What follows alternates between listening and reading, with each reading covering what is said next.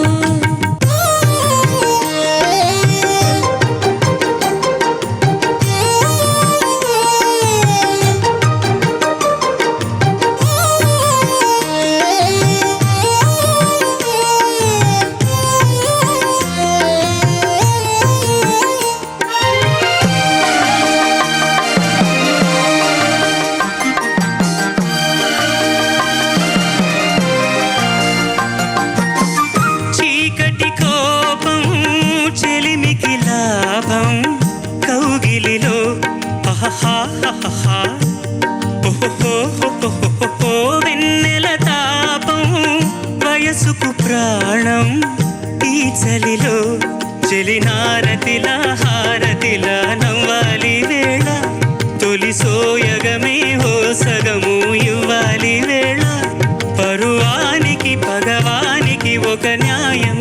సాగునా జానవులే వరవీణవులే తిలికించి తాళలో ఆహాహా.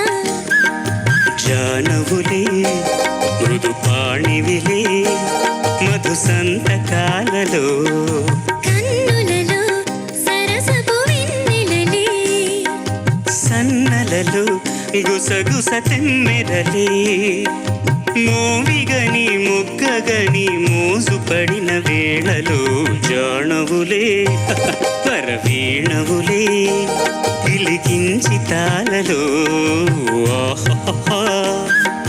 జానవులే మృదు పాణివిలే మధు సంతకాలలో. అహో ఆంధ్రభోజ, శ్రీకృష్ణదేవరాయల వారి కాలానికి తీసుకెళ్లారు మీరు మీ పాటతో. మెచ్చి తిని మీ పాట బహుబాగున్నది. ఏది చప్పట్లు? సంతోషము. వెళ్తూ వెళ్తూ శైలజ గారి మెడలో హారమును మీకు నేను గిఫ్ట్గా ఇస్తున్నాను, తీసుకొని వెళ్ళండి. వెళ్ళు.